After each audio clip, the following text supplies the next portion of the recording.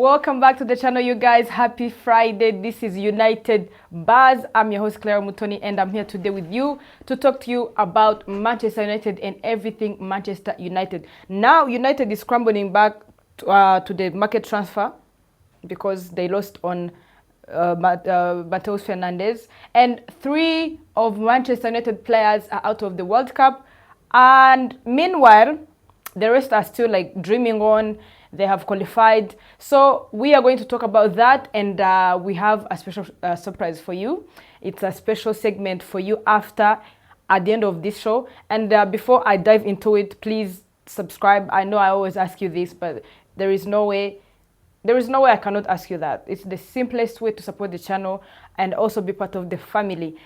Without further ado, let's dive right into today's show. Now, we have multiple players, Manchester United players in the World Cup, all right? We have, ranging from our captain, Bruno Fernandes, we have Matheus Cunha, we have Kobbie Mainoo, we have Rashford, who is technically not our player, but he is still our player because they haven't decided his future yet. And last night was actually a movie. Last night, it was a knockout stage in the World Cup, and Portugal was playing against Croatia. If you didn't watch this game, I'm telling you, you missed out. Anyways, bottom line is, it was an intense game. Croatia dominated the first minutes, a few minutes, and then Portugal took over, but they couldn't see at the back of the net, excuse me. And Cristiano Ronaldo scored a very, very good goal, but then it was ruled offside. It was actually a movie. Unless you saw it, you can't really understand where I'm coming from. Now we have players like Amad Diallo from Ivory Coast. He scored regardless the Ivory Coast team was eliminated, and by Norway. And then we have Emmanuel Ugarte from Uruguay. Obviously they were eliminated, but also he got injured. He sustained an injury, and during this tournament, that's when he sustained an injury, but also he's out. And then we have Mazraoui from Morocco. Morocco reached the round of 16 years. They went in the knockout, but Mazraoui's World Cup ended in the round of 32 World Cup after Atlas Lions defeated the Netherlands and advanced. All right, those are the players. We have 3 players who are out of the World Cup, and we still have a roster. We have a roster of players to look forward to in the World Cup.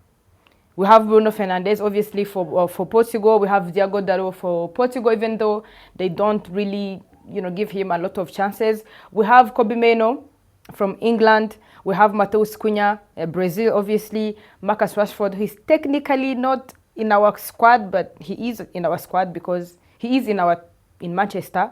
And we have Martinez Licha from Argentina. And Argentina's round of 32, actually, they're playing today. So we cannot rule him out because possibilities are Argentina is going to advance to the next round. All right. And we have Arte Baide.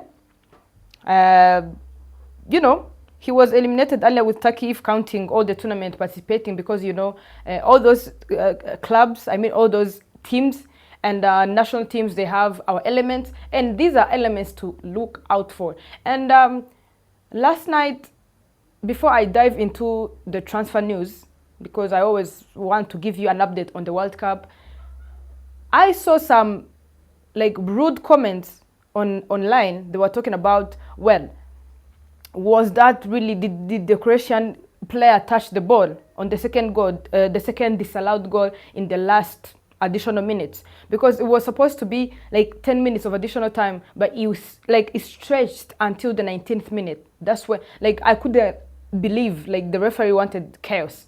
All right. And I saw comments. Obviously Cristiano was subbed early on before the game ended, and people were like, how can you sub a striker? You just came back from behind and scored a goal, because Portugal, mind you, was behind. They were 1 down. Croatia scored 1 goal, and then when Cristiano scored, now we see Roberto Martinez, the head coach, removing him, he subbed him, and he couldn't believe it.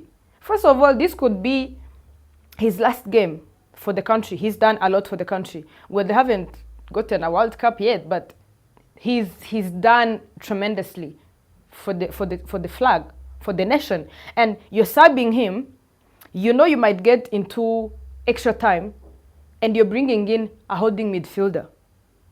But again, it all worked out for him in the end, so it wasn't any, precautions, because it would have been worse if he subbed the attackers and brought in midfielders to just, because they were like 1-1. What do you mean? You want to go to the extra time?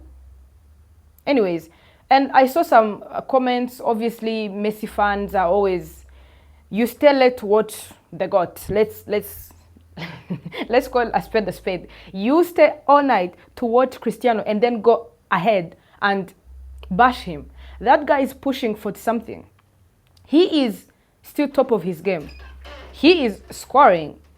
Like, if they didn't disallow that goal, honestly, that was supposed to be like one of the most top World Cup goals ever to be, because that was a smooth one. It was like he didn't think about it. He was on form. But obviously, Messi haters are going to hate. Haters are going to hate. But one thing I've seen, there are two things that really stood out to me. It was his moments with Luka Modric. These two played in the same club in Real Madrid. But now, Luka Modric, that was his last dance, as they like to call it. That was his last dance. And you could see, like, this guy was playing as if he's still 20. But obviously, you could see the sadness on his face. It's like, this is the last time. Obviously, we had two legends on the pitch. One had to go because it's a knockout season. It's a knockout stage. And you could see really how it affected him. He wanted to hold it, like, he kept holding it in. And also, Jota, Liverpool lost Diogo Jota last year. And yesterday was, actually it happened this morning. The game happened where I am from, where I'm seated.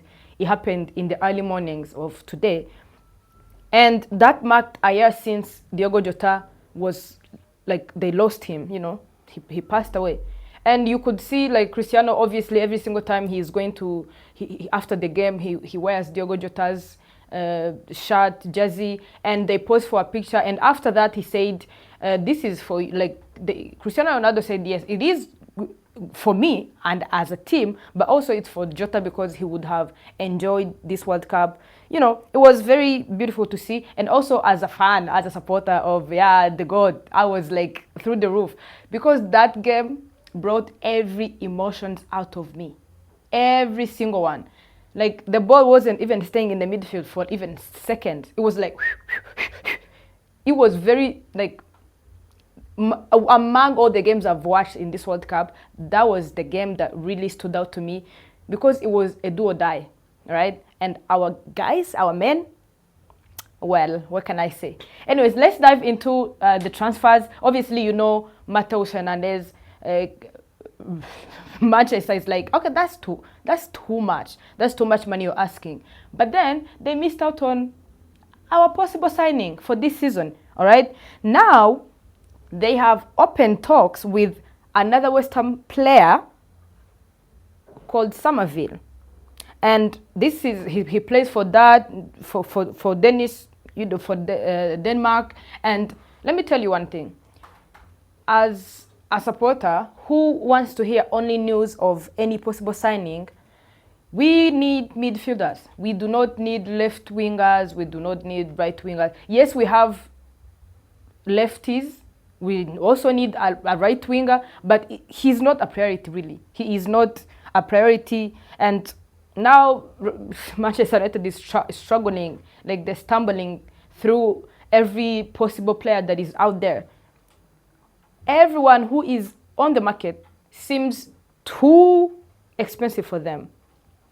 And now the substitutes, they're talking to you, and they're announcing, or you hear all these advanced tokens, you're like, is that what we need? Is, like, some of you what we need? And it is being said that United have intensified their interest in this winger, with the clubs now in direct contact over a potential summer transfer. And discussions remain at an early stage. Obviously, he's still Uh, is still new. And he's standing at 50 million quids, okay? I mean, 50 million euros. And United have, now talked to him. They want to talk to him. They want to bring him on. But then I'm like, really? Like, is that what you can come up with? Anyways, talking about transfers, let's talk about Gilbert Mora. His stock continues to soar after his outstanding performances for Mexico at the FIFA World Cup, obviously this year, 2026. And he has emerged. He is a midfielder, yes, but can you really say Gilberto Mora is a substitute of Mateus Fernandez? Well, we'll leave that to whoever decides, to decision makers, because we don't decide. Okay, and he's been attracting interest from several Premier League clubs, but while the race for his signature is intensifying, one English powerhouse, which is Manchester United, they have already decided to step aside. Okay, you have advanced the talks, and then they tell you he's worth this amount of money, and then you're like, you know what? Nah. You can stay with your guy. And now my question is, we are going to begin a preseason stage, all right? We have players, as I just told you in the beginning of this show, we have players, our players who are still participating in the World Cup. Now we are going to do a preseason without our senior midfielders. Would you, as a club that came from 16th place to emerge at third and then qualify for Champions League, and then you have collapse in the national teams, and now you have a new manager, and you haven't signed anyone, and you're going to start a preseason with who? With which midfielder? Who? We're going to start this preseason without any midfielder. Let's just say Bruno is still like in the World Cup. Let's say Portugal advances to another round. Now they'll have to wait until the World Cup is done, and then the guy has to rest maybe, I don't know, 2 days, 3 days, and then he will join. And then, like, what do you mean you are not signing any players? Like, the frustration is too much. And my question again is, does United really need a winger, like a right-footed winger right now? Is that our priority? And even if you bring him, let's just say they bring Samavier, is he going to be like Ashley Young would? Because, like when we brought in Ashley Young, he was like top of his game.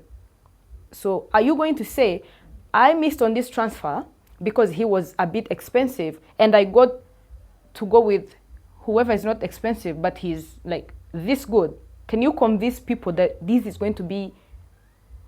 Anyway, let me just talk about something even positive. As I told you, I had a special segment for you before I end today's show, and that is Cristiano Ronaldo. He's last Sunday, we're on Friday, yeah? Last Thursday, actually was like a day before, because everything happens like early hours, so I don't know where you're watching from, I don't know like the time zone, but where I'm watching from, where I am right now, talking to you from, everything happens like during like morning hours, our morning, so it's AM. I saw a post from The Sun. They talked to Cristiano Ronaldo's sister, and she said, I know my brother told me this is going to be his last dance, meaning he's going to play his last World Cup game, okay? And that's not a shock. It is not a shock. But as a United supporter, as a Cristiano Ronaldo supporter, let me tell you his accomplishments in the World Cup. Not in clubs, because if we are going to talk about club accomplishment, we would sit here all day, all long. And people like comparing him with Messi, which makes the game very interesting and exciting. But let me tell you, me supporting Cristiano does not dismiss Messi's ability and talent and his like glorious days. No, I just have a preference. And if you say, I support Cristiano and Messi is work, or I support Messi and Cristiano is work, then how about you look in the mirror? Okay, things are getting interesting. But let me tell you one thing. Those two players, I am so glad I am so glad that I was in this generation to witness that. Okay, and this guy has done 25 appearances across 6 World Cups. That's 2006, 2010, 2014, 2018, 2022, and then this year. Okay, he has 11 World Cups, goals. He scored 11 World Cup goals, including the one for last night against Croatia. And he was the first player in history to score in 6 different FIFA World Cups. And he is Portugal's all-time leading World Cup scorer against Iran, against North Korea, Ghana, Spain, Morocco, Uzbekistan, and Croatia. Ghana, he scored 2, and then Spain, he scored them 3. It was actually a hat-trick, and they ended up like drawing 3-3. And his standout tournament came at really 2018 World Cup, where he scored 4 goals in 4 matches, a hat-trick against Spain in a thrilling 3-3 draw, and then he won against Morocco and finished among the tournament's top scorers. Now, you can bash the guy all you want. You can say he is old. You can say he's scoring against, like small teams. You can say everything under the sun, but that remove the fact that Cristiano Ronaldo is still doing things that at the age of 41, mind you, age of 41. Anyways, I don't know who I'm trying to convince to like the guy. I'm not trying to convince you guys to like him. Leave him to me, okay? Leave him to us. But all in all seriousness, we are looking at a season ahead of us. Very confusing and frustrating, because we don't know what is going to happen. We don't know who is going to come on the squad. It's just frustrating, really. And you can't do anything, really. You can just sit back and relax and wait for decision makers to actually make decisions. Anyways, that's all I have for you today. And I am going to wish you a happy Friday. And I hope you use well your weekend. I always tell you guys this. Don't spend all your money in this weekend, because at the end of the day, the next Monday is going to come and it's going to require you to be on your best behavior. That's me. That's all I had for you today. And don't forget to subscribe and like, so that you can be part of the family.